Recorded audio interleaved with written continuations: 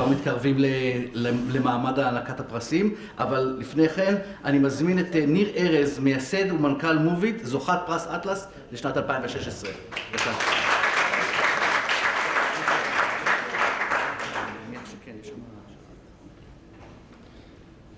So we need to, okay.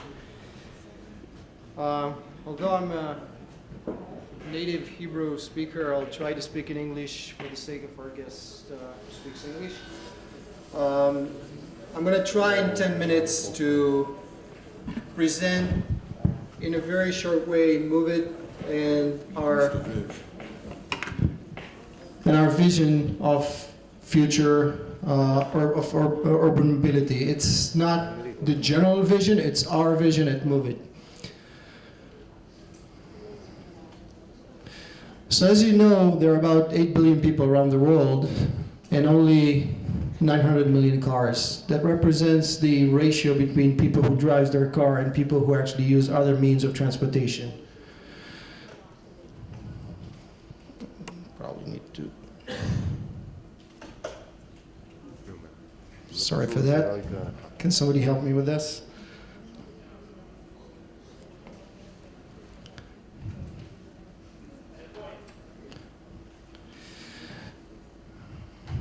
Goes backwards.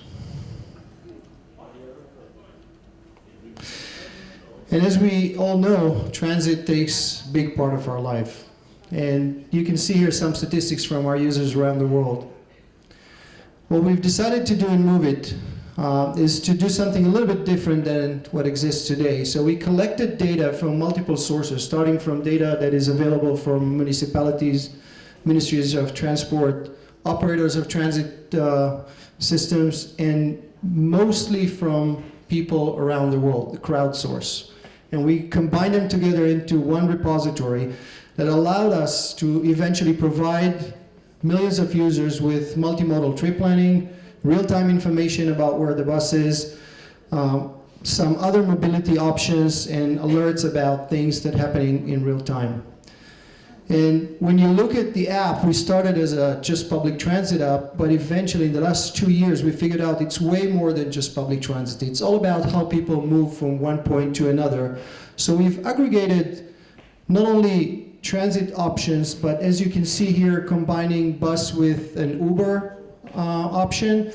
And recently, we've opened our own service of carpooling. I don't know if you're aware of the fact that every day, 5 billion empty seats in cars are going to the waste. They are not being used. That's maybe one of the most unused resources on Earth.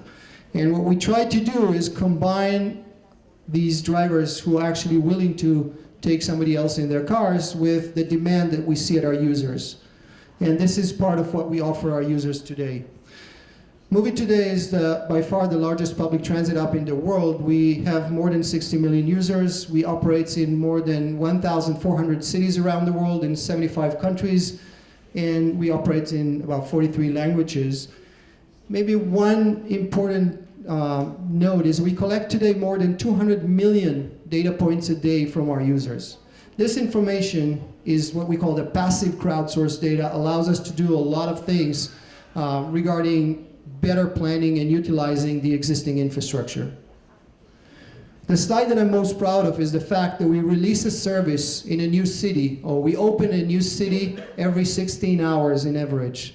So more than one city a day now. And the reason how we could do it with only 100 people now, and we were much smaller before, is the fact that we were able to build a community of volunteers that actually spend time mapping their own local cities. Today we have more than 175,000 editors. By the way, out of about 1.5 million people who actively volunteered, but we had to qualify them. My mother also volunteered, but she's not qualified to really map the transit, but they need to be a little bit more of tech savvies to do that.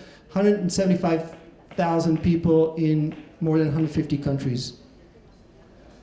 The last slide about that shows, that what we actually created is way more comprehensive than anything else. We were selected over Google and Apple to be the official app for the Rio Olympic Games. It was just because our data was way more comprehensive.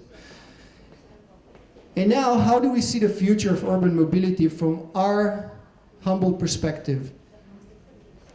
When we tried to show that to people in the industry, everybody knew each and every fact that I'm going to tell you right now, but putting it together in that kind of abstraction make a lot of order in people's minds. So we created a technology stack for transportation. And the lower level, or the lower layer, is the infrastructure, which includes roads and rails and parking lots. On top of it, there's the layer of rules and data, where actually all of this information today is a written information. Means all the rules about behavior on the road and who is allowed to drive and which side, it's a fixed written information. On top of it, there's the vehicle layer, as we know it today. And the top layer is how people consume mobility, which is the interface, or how people used to consume mobility 5, 10 years ago. So we used to hail for a taxi, we used to use a paper for a timetable for the buses or trains, or buy paper tickets. But the revolution already started, and people consume mobility today via different apps. So it can be Moovit or Uber or Lyft. Almost 1 billion people today, aggregated number of apps, users, consume mobility via these mobile devices. But in the same time, the other layers haven't changed dramatically. This is a tube station 97 years ago, and this is how it looks today. The combustion engine haven't changed dramatically, and there were about 19,000 taxi medallion in New York about 100 years ago. Do you know how many there are today? 19,000. So the revolution is moving towards the vehicle layer.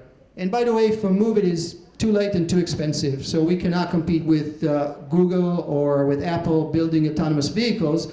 But that's definitely already going there with autonomous vehicles, electrification, connectivity. But the most important thing, to our opinion, is the next layer, where static data and rules will change to become dynamic. And municipalities and cities that today are very passive about managing their road assets will become very active. If an autonomous vehicle fleet of 10,000 cars will have to move within the London area, the City of London will have to control that. So if you think about the future of autonomous vehicles, we're talking about every vehicle eventually will be public transit. It can be a fixed route or it can be on demand, but it's all going to be public transit. The ownership of vehicles will change, and we're going to consume rides versus consuming cars. And in that situation, the data and rules layers will become very, very important. And cities will have to change the way they are managing mobility. Eventually, the infrastructure will adapt. I don't know how many of you get off the plane from at Newark and standing together with 500 other people waiting for their Uber, and they don't know where their driver. So instead of big parking lots near train stations, we'll have to have bays for pickup and drop off. But for us, the interface and the data layer will rule them all. So if any of you haven't seen Lord of the Rings, so that's the time to go and check the movie. My last slide is going to represent how Moovit is going to adapt itself to our vision.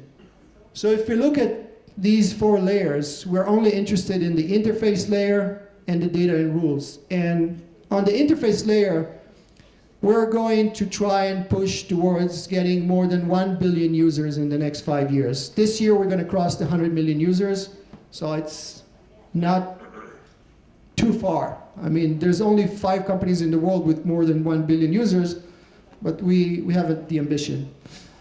And on the data and rules layers, we're already developing what we call the city operating system for mobility, which we are now approaching cities and try to help them with the fact that we collect, as I said before, more than 200 million data points a day. we can show cities clear demand, origin, destination, every day of the week, every week of the year, every month of the year, which is very unique and nobody else before us were able to do so. So this is how we see the future of urban mobility in our relatively narrow perspective and how we are preparing ourselves to be relevant in this future of urban mobility. And I want to finish by saying that we were very proud to receive this award last year. Unfortunately, I was in China and my co-founder was here to receive it. This great statue is in our conference room, and twice a day I look at it and it brings a lot of inspiration to our lives. So thank you very much.